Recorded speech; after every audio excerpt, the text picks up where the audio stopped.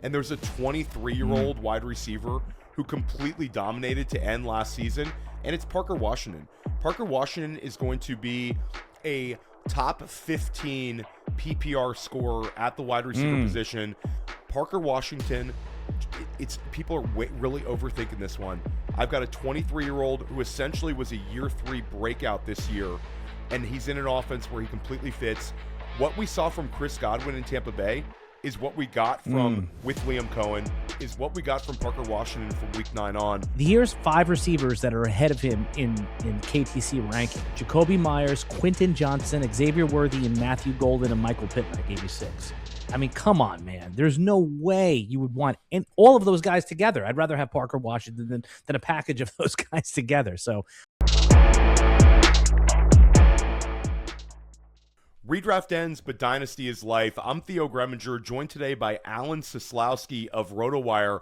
We're cutting loose. It's post-Super Bowl time, Alan. We got a long time before the start of the fantasy football season, but we're cutting loose today. We're talking about Dynasty fantasy football hot takes. We're dropping some hot ones today, some predictions, some things that we're keeping an eye on in the offseason, a couple of players that we view are undervalued and could explode in 2026 in terms of their Dynasty values.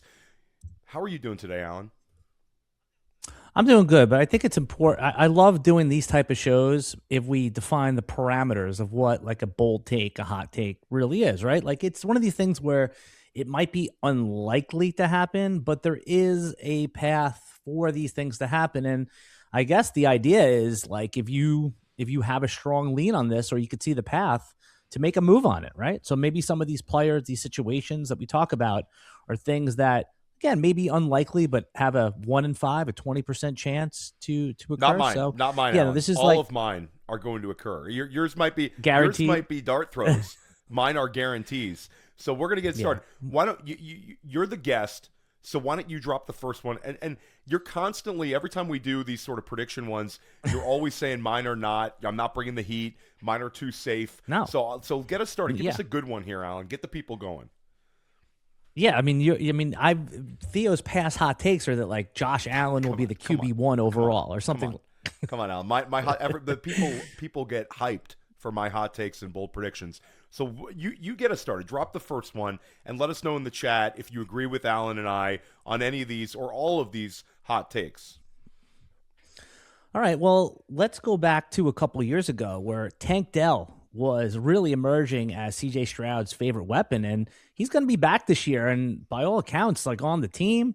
I don't know. I wasn't overly impressed with the 2 rookie wide receivers. They were fine. Nico Collins, I think his value's down a little bit here. So how about Tank Dell comes back and is a top 25 fantasy wide receiver when we look up at the calendar and it's week 5 next year? I mean, I this one would be awesome. Like, Tank. It's already happened. We've seen it been before. There. And I go back to a quote that I saw about a week and a half ago where it was. And you didn't even share yours with me, but this was relevant just because I heard this recently where it was Steve Smith. Okay. So Steve Smith is talking about wide receivers as he always does. And it was sort of a little bit of a throwaway quote. I believe the conversation was about Nico Collins and about what Jalen Knowles rookie season, sort of like the State of the Union for the Houston Texans skill position players. But Steve Smith said that the alpha in that room, from what he's heard, is still Tank Dell. Tank Dell is just like that dude in the room, and he's completely kind of brushed aside by the fantasy community because this guy has been not playing for a year. We had the outstanding rookie season where he was at like a 15-point per game clip. So I think he. Well, so you like this one, by the way. I absolutely love this one. I absolutely love this one. So he had it was called a catastrophic knee injury. And this is December 2024. So you're talking about a torn ACL, MCL, LCL, and meniscus. About as bad a knee injury as it gets. But hey, time heals and modern medicine heals. And we know Tank Dell can play on an NFL field. So like he's a guy that the organization loves, played at the University of Texas, played at Houston University right there in Houston. And Tank Dell, like, well loved in the organization, has familiarity with CJ Stroud. So if he can come back, I think this is a really, really fun one. And you can get him for nothing right now, Alan. Completely dead and buried, especially by injury-averse dynasty managers. So I love that one. That's a hot one. That's a fun one. I'll get us started. We'll kind of merge in the NFL draft for this one. So any conversations that spawn off these is good conversation. It doesn't have to be you go, I go, you go, I go. Like I love your discussion because you, like I said, I didn't even think about that whole Steve Smith thing you were talking about. Like that's good conversation good information that I wanted to know. And I'm sure if I wanted to know it, somebody listening to this dopey podcast wants to hear it. If you're watching this on YouTube or you're listening to the podcast, you can just go in and search Steve Smith, Tank Dell, and it's going to pop right up, and you can hear like the larger context of it. But said Tank Dell is the alpha in that room, meaning the Houston wide receiver room, despite not playing since forever at this point. So for me, when I start looking at the NFL draft, Dynasty sort of gets merged in with NFL draft content. This time of year, we're talking about Dynasty rookie drafts. We're talking about landing spots. We're talking about like draft pick equity. We're talking about what are your rookie picks worth. And I think that there's one team that I'm looking at inside the top 10 that I think the market might be incorrect on. Now, there's a whole hope that Jeremiah Love falls to 9, goes to the Kansas City Chiefs. We've been sort of dreaming about Kansas City getting a star running back and Andy Reid getting, maybe the best running back he's had in Kansas City since Kareem Hunt when he was young. Thinking back to guys like LaShawn McCoy in Philadelphia, that sort of running back in Kansas City after them sort of moneyballing the position for several years with Jerick McKinnon, Isaiah Pacheco, old man Kareem Hunt. I think that's not going to happen. But I do think the fantasy community is going to be talking about the Kansas City Chiefs after the NFL draft. I think Kansas City at 9 overall is going to select a wide receiver, Allen. And I think this is going to be the unpredicted first-round pick where Kansas City is going to say to themselves, Rashee Rice is really, really good. But this is a player that's had off-the-field concerns, and his season has ended with lower body injuries in back-to-back seasons. This has also been a franchise that's continued to hit the wide receiver position in multiple drafts. They've tried to get it right multiple times over. The Sky Moore pick, Xavier Worthy pick, Rashee Rice pick in the second round. Worthy was a first rounder. Now they're sitting at 9 overall. Some people say maybe they draft an edge rusher. Maybe they draft a cornerback. Maybe it's Love. But I think Kansas City is going to take a wide receiver at 9 overall. This is going to shake up our dynasty rookie drafts. This is going to shake up the Rashee Rice valuation. And people are going to say, what's going on with Rice? Maybe this, Kansas City selecting a Jordan Tyson type at 9 overall. I think it's going to be Jordan Tyson, or the pick that would get the fantasy community head over heels would be Mekhi Lemon. I think Carnell Tate's gone by 9. I think it's going to be Tyson or Lemon. With Tyson, that's about in the wheelhouse, somewhere in that top 15 range. For Lemon, 9 overall would be higher than he's being projected, but he's got a lot of traits fantasy-wise that are similar to some of these wide receivers who have absolutely been crushing it. Guys like Jackson Smith and Jigba, Amon-Ra St. Brown, Puka Nacua. Mekhi Lemon can fill some of those type roles. So Kansas City selects a wide receiver at 9, and that's going to be the conversation all day on Friday on heading into day 2 of the NFL draft from fantasy football. Yeah, that would be like full emoji eggplant. Oh, yeah. Right? That would be, yeah. Any skill position player that goes to the Kansas City Chiefs, still, I mean, that guy could end up being the 101, right? Like, I mean, I know Jeremiah Love, no matter where he goes, is probably going to be the 101 in our Dynasty Superflex rookie drafts. But if there's a player that everyone likes, like Lemon, right, who seems to be, everyone's favorite, hipster sort of pick in the first round, if he gets pushed up, has a good combine there, man, that's going to be a flaming hot take. So I do like it. I think it's a good call there. And it at least will add some excitement to these top 6 picks, because the opposite of it is if they all go to the landing spots where we're not perceived with excitement. So good ones. Theo, you're off to a good start. What do you have next? I want to get into more of a debate here of the Rome versus Luther thing. And I think that the bold take would be 3 months ago that Luther Burden is going to have more dynasty value than Rome Odunze, but it's not. Now, the bold take is that Rome Odunze, calm down, everybody. First 4 weeks of the season, He was a top, 15 to 18 point receiver. Luther Burden has the inflated name value. And by the way, it looks damn good out there. This is not an anti-Luther Burden thing right now, but I already have casual Dynasty players asking me, hey, what do you think the price is on Luther Burden? Once your grandma wants to buy Bitcoin, forget it. It's already over, right? Like that, the good value one. You could still buy it, but you're going to be paying the market price. So right now, I think that the bold take would be Rome Odunze was a top 10 NFL pick, was off to a great start. Something went wrong after the bye week. Now that Caleb Williams is probably one of the best 5 to 7 dynasty quarterbacks by most rankings right here, Ben Johnson settled into the role. I think Rome Odunze is going to not only outproduce Luther Burden, but I think he's going to get back into that top 12 dynasty wide receiver conversation in short order, Theo. You know, it's a really interesting one, and I had Jax Falcone on, a.k.a. Scott Bullinger, on Dynasty Life. He brought up Rome Odunze as a target to try to turn like a rookie pick you're not into Rome Odunze because the market's so low. It's really interesting. I think Burden is more dynamic. Burden is a little bit more something like fits into like the Ben Johnson archetype, the slot usage. He's the smarter pick. I'm just saying this is the bold pick. And by the way, can I tell you quickly the Rome Odunze first round pick catastrophe story that I have here? Very quick, because I like you said that that Jack said turn like 108 into Rome, right, or something like that, right?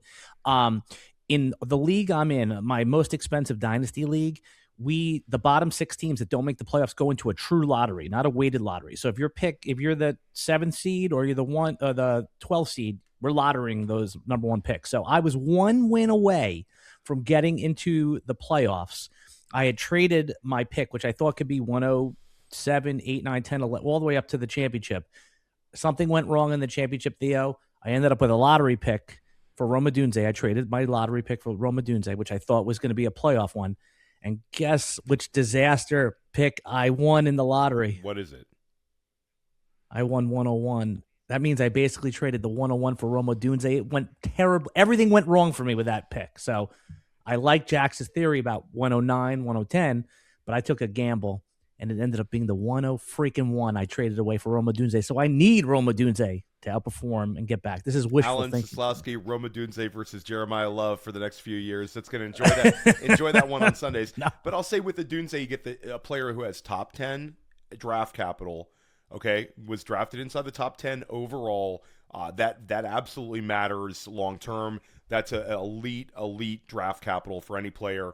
And we've seen him have big time stretches, big time flashes where Odunze, to start out the season, it looked like this was going to be the year 2 breakout player.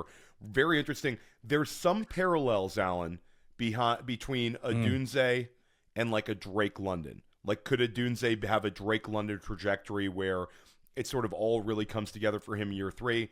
I think a DJ Moore not being involved in Chicago this upcoming year clears a pathway where they both could cook. The one caveat for both of these players is Colston Loveland. Where does Colston Loveland cap the ceiling of both, or is it just the pie gets larger? We'll see. Ben Johnson certainly going from year 1 to year 2 in Detroit. We saw Ben Johnson, that offense explode in terms of productivity and scoring. Chicago could be very much the same this year. Alan, what do you have going on this time of year over at RotoWire for the Dynasty listeners out there? Yeah, RotoWire, check out the RotoWire YouTube page. If you're into fantasy baseball, we have all of our fantasy baseball in the springtime going up. All of our rookie content and fantasy football stuff will be up there shortly. So yeah, RotoWire YouTube. You can follow, that, and I'll post everything on my new Twitter, which by the way, my old one has been hacked. Theo, you were helpful. I thought you got the new one back. Getting medals. I got the new one back, and then I got flagged for violating community guidelines. And it was when the grifters are getting so good at this, Theo.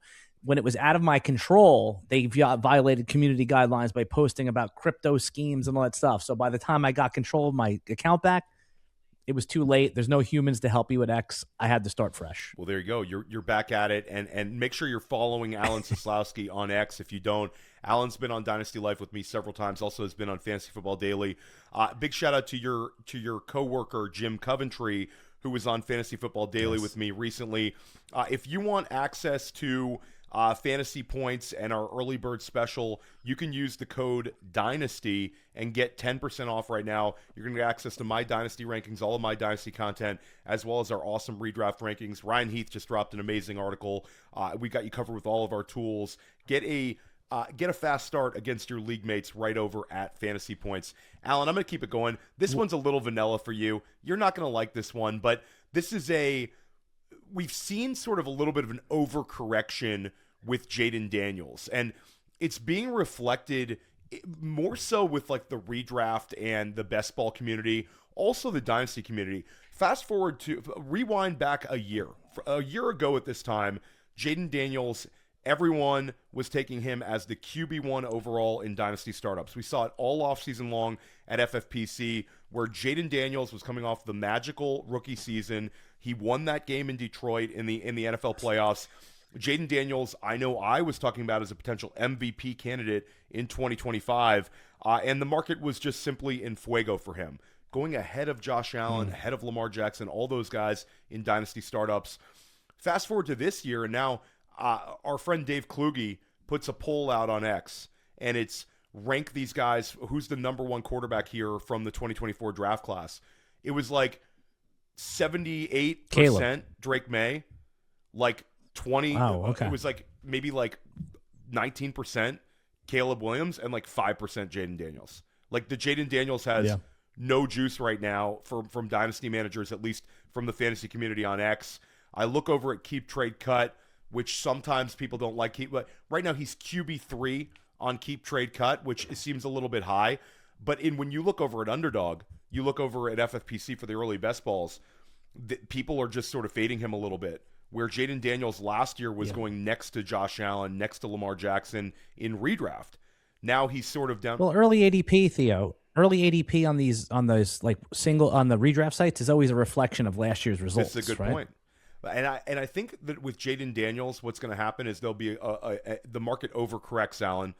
Daniels is not one of these players where it's like a Richardson or CJ Stroud like rookie year, and then they sort of rise up, and then the value just keeps on tripping down. I think with Jayden Daniels, it's, okay, Jayden Daniels, we overreacted here, and Jayden Daniels, in fact, is an elite talent who just had an injury-plagued year.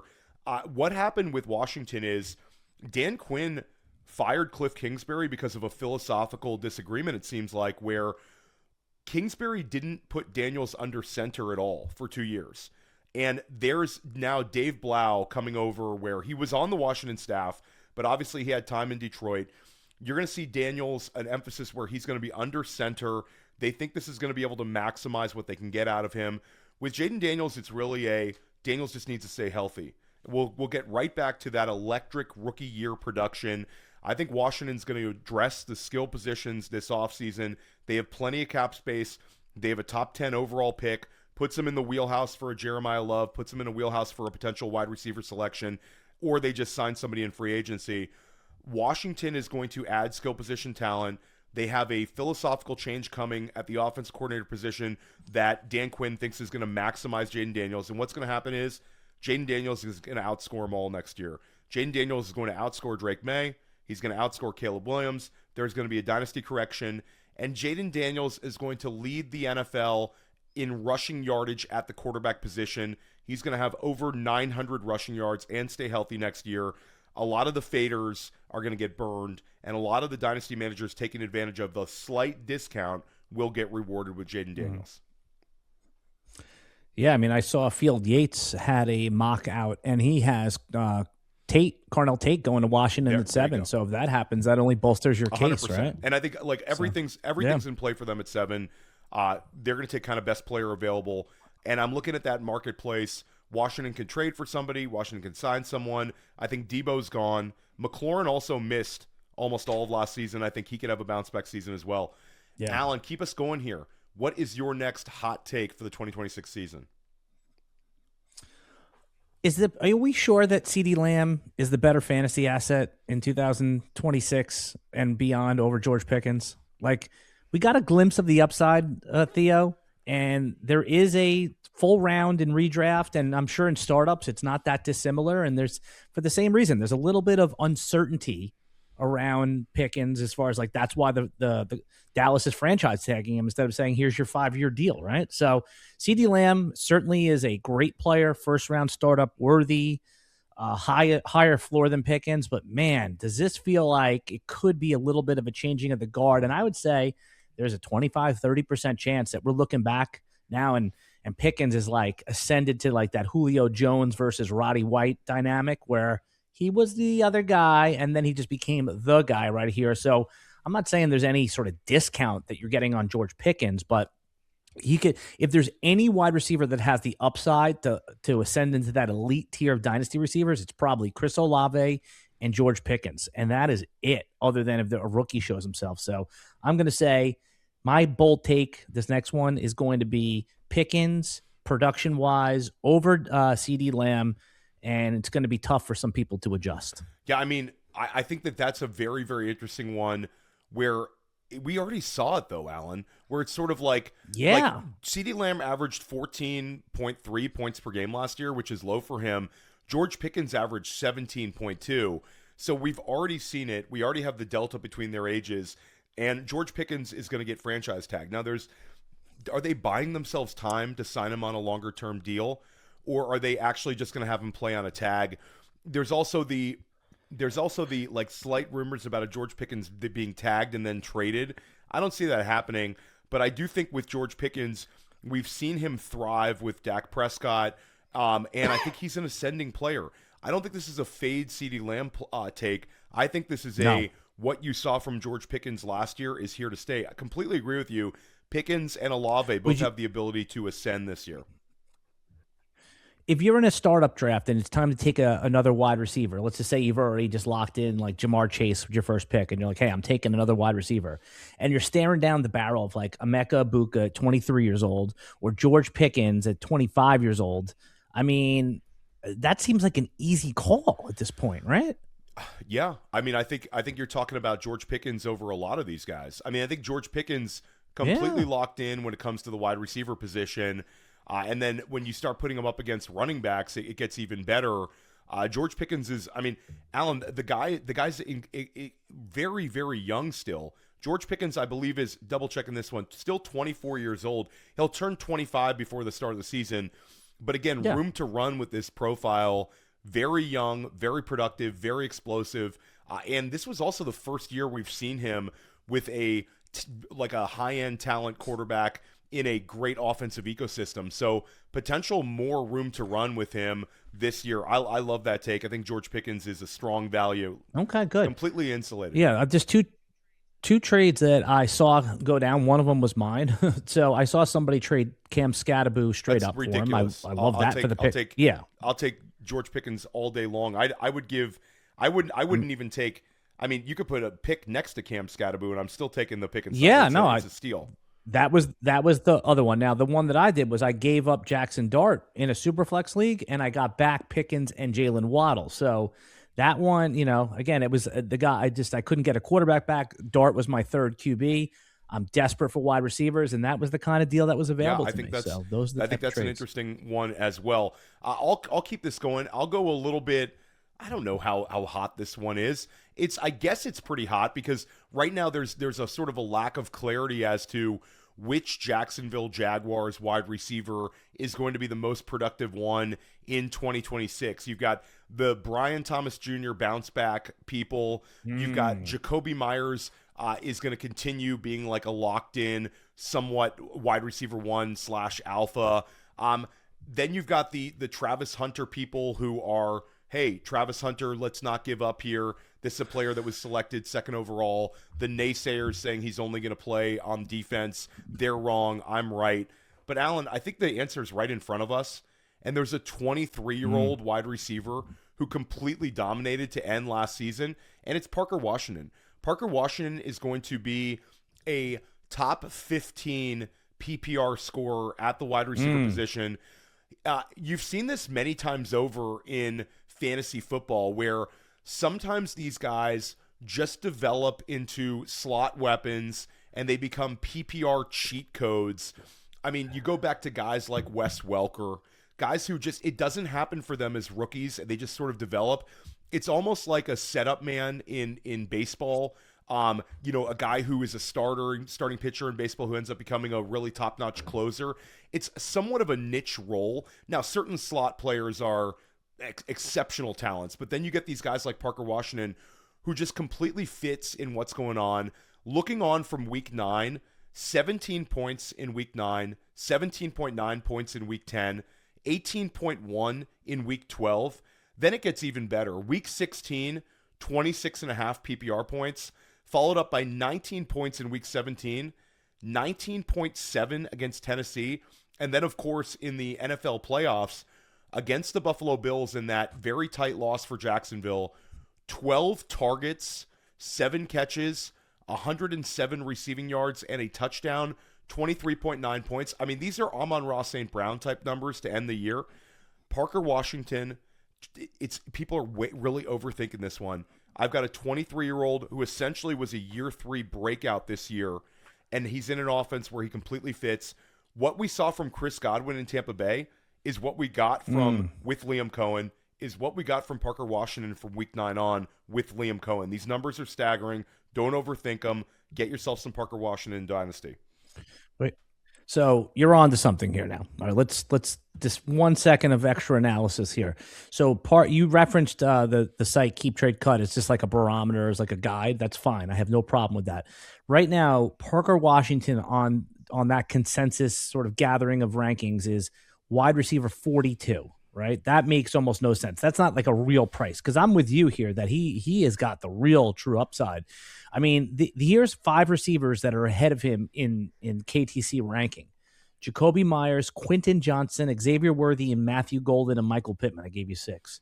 I mean, come on, man. There's no way you would want all of those guys together. I'd rather have Parker Washington than a package of those guys together. So I think you really hit on something here that has actionable value if somebody's using some of these, these sites that have the consensus stuff on it. So good job. There we go. Give us one more, Alan. Malik Willis. I mean, doesn't matter where he starts. I don't care if it's the Jets, the Dolphins. I mean, the guy, if he puts on a uniform and starts games, is going to have top 9 fantasy football upside. I mean, Theo, go back to the year he was being drafted.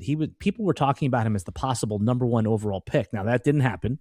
Okay, and then when he got on the field with his original team, it didn't look good. But he went to Green Bay, Malik Willis. He was developed, and he's a completely different quarterback than Jordan Love. So they actually had 2 offenses, Green Bay. They had one for Jordan Love and then one for when Malik Willis came in.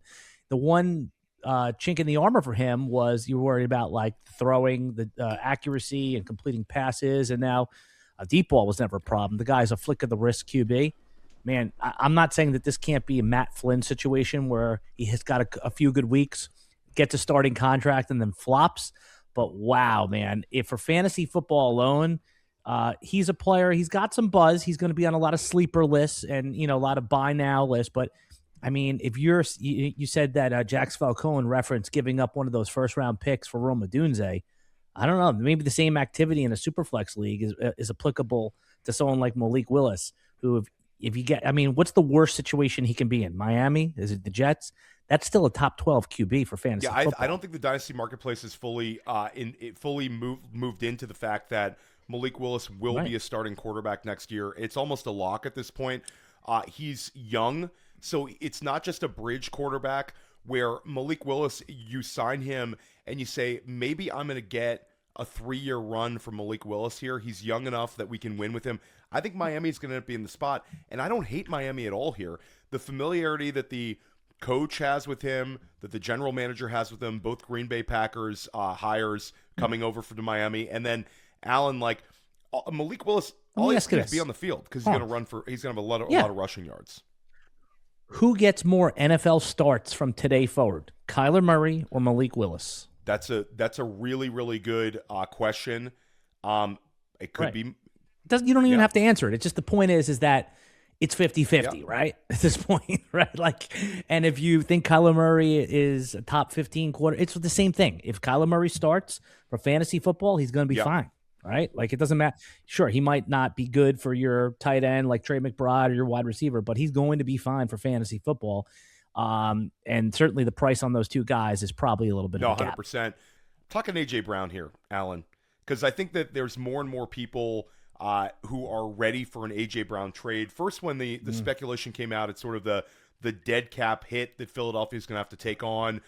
People saying, they're going to work things out. But then there's been a number of Philadelphia Eagles beat reporters saying that, no, this trade's happening. Like, it's more likely to happen than not. Now, certainly both sides could make up. Nick Sirianni back as the head coach. Certainly Jalen Hurts back as the quarterback. The team that won the Super Bowl 2 seasons ago could get things together. But I feel like that A.J. Brown is going to be playing elsewhere in 2026. And I think this is what would the cost be? What would the cost be to get him? First round pick again? It could be. He's old, though. He's 29 Doesn't years. Matter. Yeah, he's going to be 29 You want years him, old. You got to pay for him. Yeah, I think it probably ultimately could be that. I've seen speculation that there could be some sort of an interesting trade. A team like the Vegas Raiders could maybe do some blockbuster that involves Max Crosby, involves A.J. Brown. That sort of makes sense. There's been speculation that maybe a Buffalo Bills get involved. There's going to be a line of teams interested for A.J. Brown. Speculation, San Francisco, a shock team like that.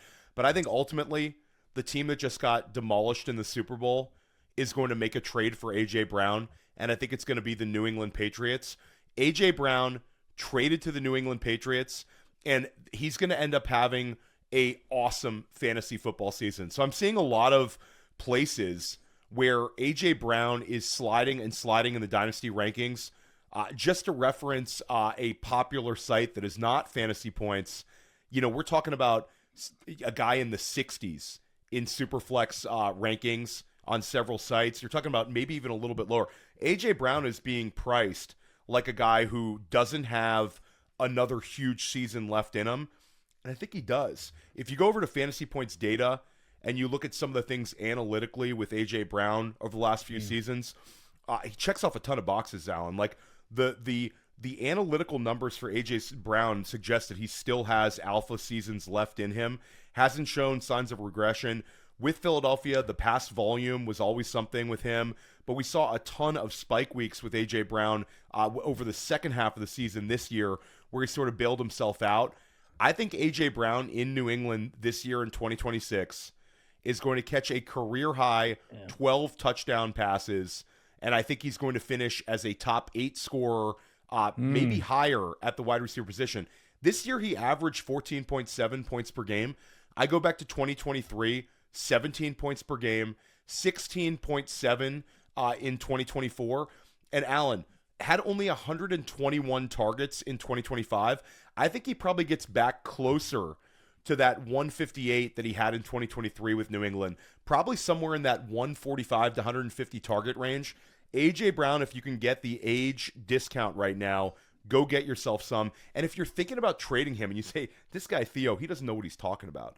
I'm trading A.J. Brown. I'm getting rid of him before the trade. I'm going to get rid of the guy. He's going to turn 29.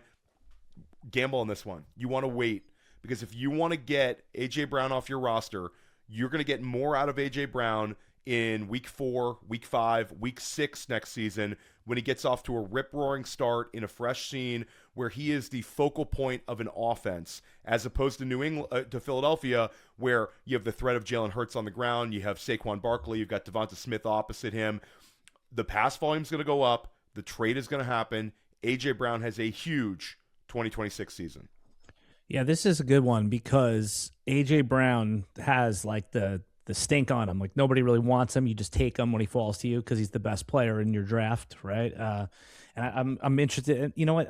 I did some early underdogs. I forgot where A.J. Brown was going, but I don't even know because I wasn't even considering him. And man, will that value pop if he goes over to New England, right? I think that's a really good call right there. I mean, I wonder if you can give away 2 young receivers to get them, guys that you just don't want anymore. Maybe like Xavier Worthy and Matthew Golden. Offer both of those on a platter for A.J. Brown. That might end up being worth it, Theo. You might be able to, and it's really the first season where you might be able to offer 3 non-premium assets to get yourself an A.J. Brown. And if you're a contending team, taking on A.J. Brown, it makes a ton of sense. Alan, we saw it last year with Devontae Adams, the sort of impact he had for dynasty managers who took him on last offseason. A huge win. And A.J. Brown, we're younger than that. A.J. Brown is only 28 right now, turns 29 for heading in the season. So a trade could potentially reopen his window. We saw this with Derrick Henry, where Derrick Henry's in Tennessee. We knew he was going to be a free agent. Derrick Henry signs with Baltimore, and then look what you got. You got a huge 2024 season, huge 2025 season, and you're going to get another season in 2026 where he's going to be, even if he regresses, he's still going to be a guy you get a ton of running back utility from. A.J. Brown would be the same way. If A.J. Brown's acquired by like a New England or like a Buffalo or a team like that, it's going to reopen his dynasty window, and you're talking about another 2 or 3 year run for him, most likely. That's good. A.J. Brown. Go get some. Alan, what do you have as your next dynasty hot take? Yeah, I don't think RJ Harvey's going to make it. I love You know that what I'm one. saying? Like, yeah, I just, RB 16 or 17 in dynasty consensus rankings, 25 years old. Kind of got lucky with the J.K. Dobbins injury, right? I mean, he could, I don't know. It's just watching him play and stuff. Now, he scored touchdowns. That is a skill. I know people think that's just a go. He get lucked into him. But when you score touchdowns at that rate and you get open there, or maybe people weren't covering him, but man, I don't know. I mean, I would trade him away today for Derrick Henry. Let's say you get 2 years out of Derrick Henry, a year and change. It's just, this is like the perfect guy that like a lot of dynasty players think is young because he's only going to his second year, but he's going to be 26 next year. Or he's 20. Let's see. He's like, it's 25 and change right now. So, yeah, man, just based on like watching him play and how he was utilized. And I don't know, I guess the price is kind of fair for that style of running back, but to me, it doesn't look like he's going to make it. When I say make it, does he even have a chance of being a top 12 running back? Probably not. I think this time next year, Theo, we're talking about him as somebody that's just either been replaced or is like the true, like he's almost like Tyler Algiers to Bijan this time next year. Yeah, I mean, I don't think I'm quite there at the Tyler Algier Bijan one. I don't know if he'll get nuked. This is one where that's not nuked. Algier plays. No, that's a good. So Ryan Heath actually had this take on RJ Harvey as one of his favorite dynasty sells. Make sure you check that one out. If you're listening to this on the podcast, that's only available on Fantasy Points Dynasty YouTube. That's an interesting take. I've actually sold off some RJ Harvey. I feel like it's sort of. What'd you get? I got a 2027 first. People don't even believe it. I had to show the screenshot to some people. They don't believe it. There's always people that are going to overemphasize the running back position in Dynasty. I still have some RJ Harvey. I'm not trying to get to zero. I don't think this is a clear him off your roster, but I do think some of the things you mentioned, Alan, are absolutely possibilities where Sean Payton is notorious for this one, a guy who likes bringing in multiple running backs, has used multiple running backs. We saw it even the beginning of last year where the sporadic usage for Harvey, despite having some really big weeks, it took the J.K. Dobbins injury to really unlock him. And with RJ Harvey, the other thing you have to worry about is there a chance that a pass-catching running back ends up being the other one in Denver? Because if you take away, if the pass-catching work for RJ Harvey goes down, then he becomes less appealing as well. So there's multiple outs there. You could be absolutely correct on this one, and I think it's a fine. Like what if they sign? What if they decide they sign Kenneth Gainwell next year? Right, like RJ Harvey's in serious trouble if that happens. You know? Absolutely, that's a great name, and there's so much chaos that's going to occur from this free agent running back class. Keep an eye on that one. But yeah, I think it's an appropriate player to cash out on. Okay. You earned value on him based on where you took him last year in Dynasty rookie drafts. The price is out there to cash out on Harvey. And I like your idea. Can I get an older running back plus? Maybe there's a chance that you get more than Derrick Henry coming back in the trade. See, Derrick Henry in a second, Allen, I think is there in some leagues where people are going to overemphasize the rookie year production for Harvey. Harvey had to produce as a rookie. There was more pressure on him because, like you mentioned, an older prospect. I'm going to go with a year 3 breakout. And Alan, we've seen this multiple times over where Nico Collins, year 3 breakout. Jamison Williams, year 3 breakout. This past year, a bunch of guys did it, where Michael Wilson, a couple of these other guys, year 3 breakouts. I mentioned Parker Washington, second half of the year. This year, it's a player that the community, there's a lot of angry people out there because they used a decent rookie pick on him, and the guy can literally never stay on the field. But anytime Kyle Shanahan is asked about Ricky Pearsall, he talks about Ricky Pearsall like Ricky Pearsall is an elite asset for the San Francisco 49ers. Like, just Google the words Kyle Shanahan, Ricky Pearsall. There's been some post-season quotes from Kyle Shanahan talking about Ricky Pearsall and his potential impact this coming season, where the candle is still burning for Ricky Pearsall, a player that the San Francisco 49ers used a first-round pick on. Of course, that rookie season, guy gets shot, guy can't, obviously we give him a huge pass for that one. This past season, misses some time as well. But there's been some good tape in there mixed in, and the enthusiasm levels from Kyle Shanahan are absolutely still there. Then you look at the San Francisco 49ers. Last year was the first year without Deebo Samuel. This year they're going to move off of Brandon Ayuk. He'll be playing elsewhere next year. Juwan Jennings heading into free agency. He could also be playing elsewhere next year. Ricky Pearsall. Oh, and George Kittle, probably going to miss the first 10 games of the season or so. If you're a optimist for George Kittle, you'll say, hey, Theo, he's only going to miss maybe 6-7 games, but he's going to miss significant amount of time. Ricky Pearsall, we know the chemistry that he's had with Brock Purdy. Multiple beat reporters talked about this, like just how good they look in preseason together. Ricky Pearsall has a huge year 3 breakout season, easily leads the San Francisco 49ers wide receiver room in PPR scoring. Ricky Pearsall, year 3 breakout. That's pretty strong right there, and I forgot about the Brandon Ayuk is not going to be there, and he's probably somebody as well that should be tied to this whole breakout. Good call, the George Kittle thing. Of him, he might miss at least the first 2 months. So yeah, no, that's a strong buy, especially after people are out on him since he didn't have a good season, or at least under expectation. And he started hot too, right? So yeah, Ricky Pearsall, there's enough there that there's still enthusiasm, but I think that this is a opportunity where I can get Ricky Pearsall for a second-round rookie pick in a lot of leagues right now, because the Ricky Pearsall manager is a little bit tired of it, Alan. Haven't been able to use him enough, and the chance to re-roll an asset, it's close enough to what you paid for him as a rookie year. They're going to let somebody else worry about Ricky Pearsall on their roster, and I think you can benefit from it. You're doing well on these today, Theo. Thank you. Normally, I hate your bold takes. I had to go red hot for these because you always think I'm vanilla. So we're a little bit north of vanilla right now. Oh yeah, no, you're definitely in the swirl category right here. But I think I have one. It seems like every couple of years we have a non-round 1 quarterback that just really ascends. We've had Russell Wilson in the past, who was a round 3 quarterback. Dak Prescott, round 4, and these guys eventually ascend to the top 12 dynasty rankings. And I don't know, everything I saw from Tyler Shough, man, looked like he's probably going to be that guy. I mean, right now, consensus dynasty rankings have him around quarterback 20 to 22, depending on where you look. And I mean, what did he do wrong other than make all of the weapons in the Saints viable? He looked mobile enough. We like the coaching staff there. So I think that Tyler Shough, if we're talking about bold predictions here, why can't he be QB 12 at this time next year, Theo? I think it's a great one. And I think we absolutely believe in the Kellen Moore offense.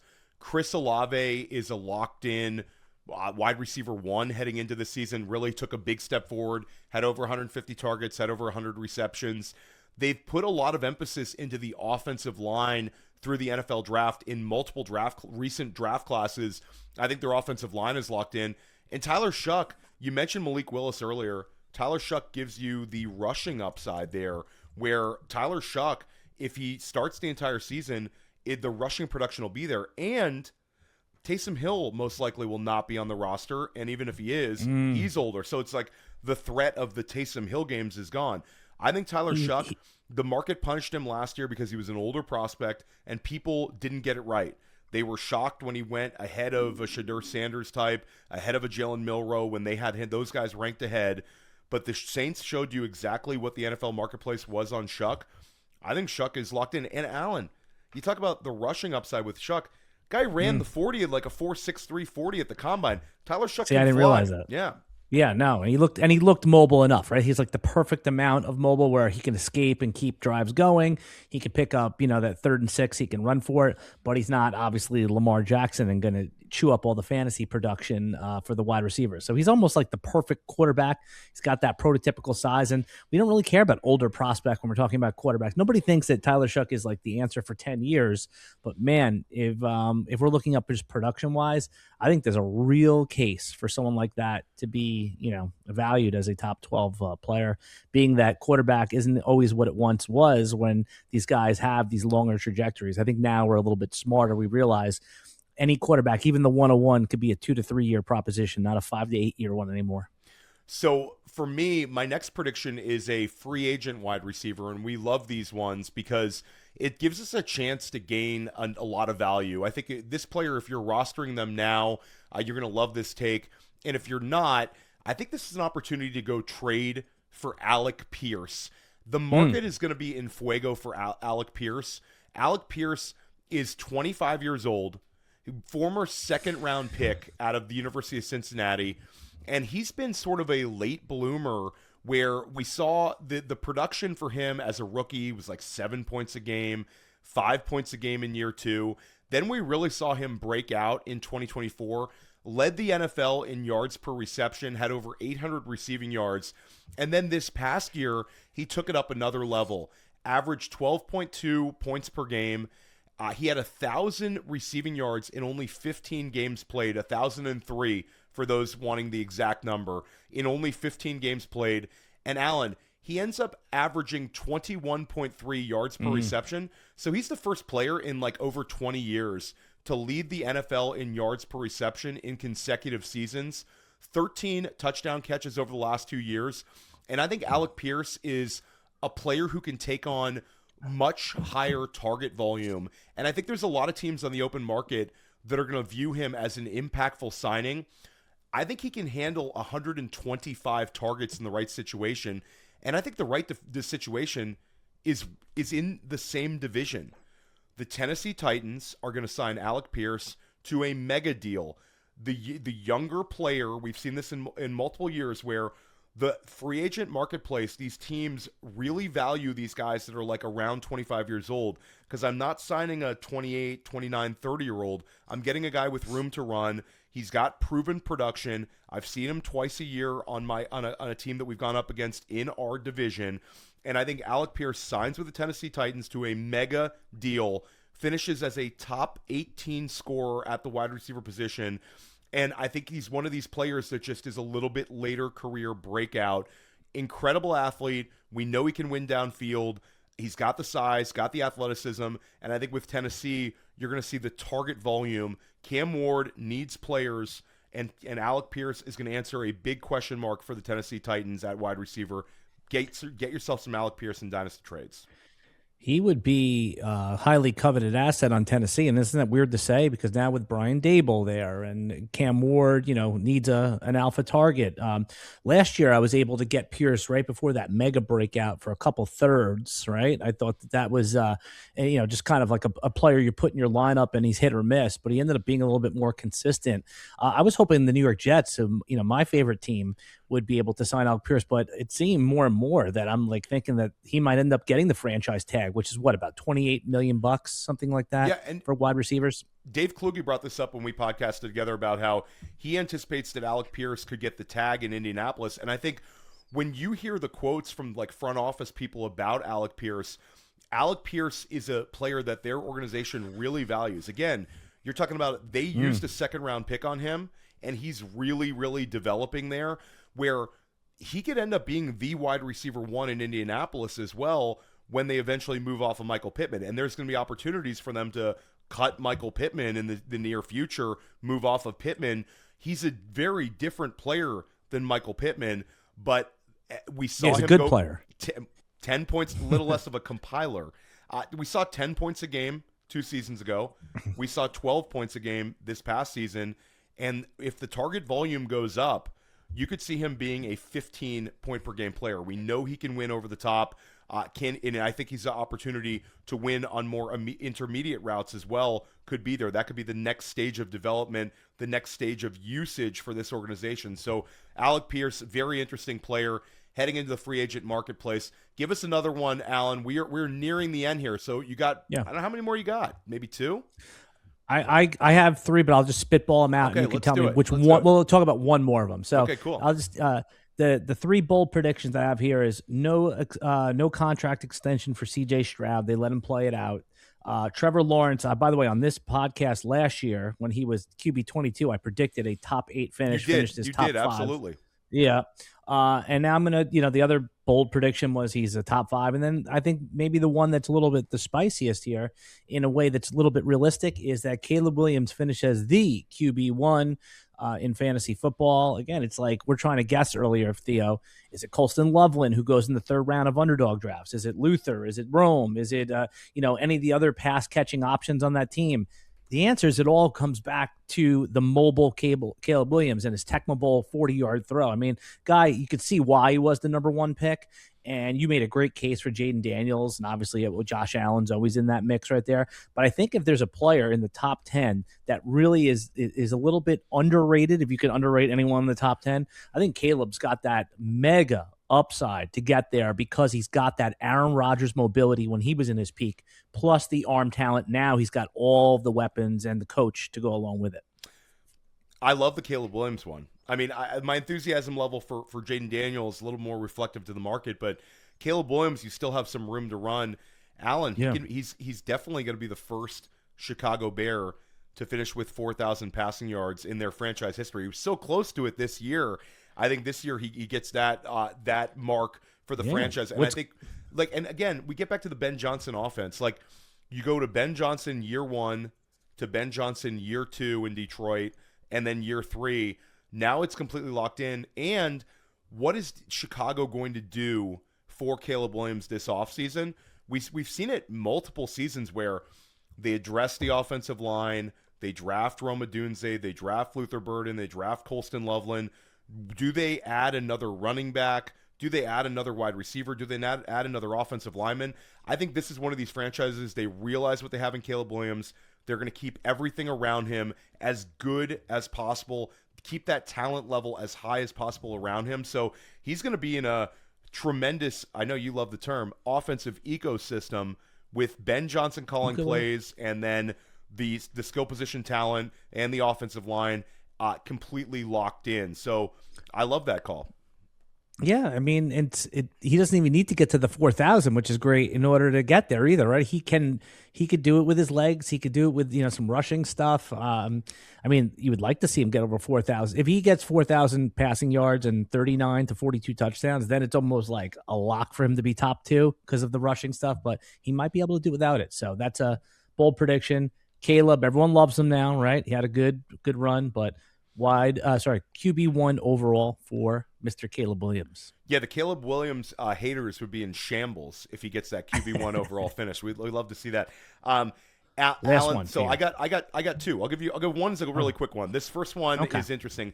So right now we have a lot of hatred for the 2026 running back class, where after Jeremiah Love, there's a lot of people who are coming in here saying, Theo, be really careful about this running back class. All of these guys could fall. They're not going to get the necessary draft capital. I would point back and I say, I think they're going to. I think that there's a chance that there's a big bailout, and the running back and I had this player projected to go 49 overall. So I'm already pretty high on this player, Jadarian Price. Yeah. But Jadarian Price, Notre Dame running back, the other Notre Dame running back, I think that this is going to be a really strong next couple of weeks for him, where the NFL Combine, Notre Dame Pro Day, everything's going to sort of be, wow, this Jadarian Price. What kind of size does he have? His size is fine. You're talking about he's 210 plus. Okay, good. Jadarian Price. Let's see what we are officially listing Jadarian Price at. Yeah, no, I'm just curious because I don't. Admittedly, I don't know a lot about him at this point, but. He just seems like, again, when you just watch, right? You don't, I haven't dug in or anything like that. Yeah, no, he's this electric. Yeah, he's electric. He looks like a real NFL. Looks like a real NFL running back. Like you could just tell off the rip. Yeah, I mean, I think that the theory is going to be too small. I mean, we're talking about. I would guess that when it's all said and done, what he weighs in at like a Notre Dame Pro Day or a Combine, some of these, I would guess that he's going to be in that 212 range. 210 to 212 range would be my guess. 5'11", he's 5'11", 210. That's the same size as Alvin Kamara. Yeah, he's electric. Jadarian Price is electric. And I think the NFL is also going to value the fact that he doesn't have the tread on his tires because he's played behind Jeremiah Love and never had to take on that incredibly high volume role. You're getting him a little bit fresher, but he's an electric player, an electric talent, and I think the NFL is going to value him. I'm going to go ahead and say it. I think that you see Jadarian Price selected inside the top 40 picks in the NFL draft, where Jadarian Price is going to go in a similar range to where we saw a Quinshon Judkins, to where we saw a Travion Henderson, to where we saw a Breece Hall, to where we saw a Kenneth Walker, to reference a few of the previous draft classes. Jadarian Price bailout. The Dynasty rookie managers are going to be ecstatic about this one. He's going to be drafted 38 overall by the Houston Texans, lead that backfield, and it's sort of perfect where Jadarian Price, is he a guy that can handle 24 touches in a game? I don't necessarily think so. I think he's going to be a high-value touch guy, maybe a 15 to 18 touch running back, and I think he'll be very fantasy-friendly profile. And Alan, wait, there's more. Jonah Coleman, Washington Huskies, will go at 42 overall to the New Orleans Saints. So I'm going to have two running backs going inside the first, 12 to 15 picks of the second round, and I'm going to have Jeremiah Love going inside the top 10. I think that the storybook will be rewritten a little bit about this 2026 rookie class. And then the last take, Jonathan Brooks. Jonathan Brooks plays this year. Jonathan Brooks is going to – does he get a unbelievable, legendary season in year 3? No. But I think he's going to get you 8 starts in fantasy. I think he'll be in a backfield with Chuba Hubbard. I think he'll be healthy throughout the offseason. You'll see him mixed in. And I think eventually Jonathan Brooks will take over that backfield. We'll give you 8 fantasy football starts. A player we were so excited about years ago, Alan. He's going to be back this year. Multiple Carolina people have sort of insinuated Jonathan Brooks will come back this year. Jonathan Brooks, a big-time talent, second-round pick a couple of drafts ago for a reason. Jonathan Brooks will give you 8 starts in fantasy football. Dynasty managers who bought low on him rejoice. And if you have a chance to go get Jonathan Brooks for not too much, all it's going to take, Alan, is Jonathan Brooks working out with no pads on and looking very, very quick and cutting and moving. And then the marketplace will say, oh my gosh, Jonathan Brooks is back. That's all it takes. It doesn't take anything on the field. It's actually off-season footage for him. I mean, hard to argue that is like a ridiculous super sleeper that I forgot. I took him at pick 109 in a rookie draft a couple of years ago. What a good call that is. 100%. Alan, this was so much fun today. You brought the heat. Love the hot takes. Let everybody know once again what you have coming up and where they can find your work. And you're over on the Sirius Satellite Radio too, Alan. Yeah, Sirius XM satellite radio. During the spring time, I'm more of a first man off the bench, Vinny, the microwave, because I don't do baseball's not my primary sport where they focus. But during the year and then into June, July, you'll see myself and Jim Coventry on Sirius XM channel 87. But in the meantime, if you want some more of the stuff that we're doing, RotoWire YouTube page, always the best spot. And also we're focusing now on some more like gambling and betting tools content, so you could get all that over at rotowire.com. I'll give out the code YouTube15. If anyone wants to check it out, you get 15% off. There you go. Make sure you check out Alan. Make sure you stick with us here at Dynasty Life. Make sure you're also checking out the 2026 NFL Draft Podcast, my latest podcast I started with Brett Whitefield, dropping episodes every week to get you prepared for the NFL Draft. And Scott, Ryan Heath, podcasting with Scott for 2 consecutive episodes. I'm going to be away on a family vacation. So, Ryan, big shout out to you. Where are you going? I'm going. Hey, listen, post Super Bowl, you know where I'm going. Just like the NFL players, Alan, I'm going to Disney World. Going to Disney World, a little Disney World action in your state of Florida. Nice little family trip. Should be a lot of fun. But pre-recorded a couple of things. So the show must go on over here at Fantasy Points. Make sure if you're listening to this on the podcast that you also are subscribed to Fantasy Points Dynasty YouTube. We just launched it. Very, very fast growing over there.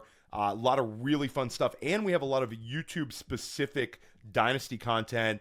Myself with Ryan Heath, Thomas Tipple, Jacob Sanderson. We're doing some YouTube-only content. So if you want essentially more Dynasty Life and more Dynasty Points, their podcast, we're joining teams. I'm doing it right now. I'm going to follow you guys right now. What Fantasy is it? Points Dynasty YouTube. So if you're on the fantasy, there you go. And if you're I just hit subscribe just now as I'm talking to you. Hey man, we get one every single day. Thank you, Alan, for subscribing to the pod, and we will see you guys soon.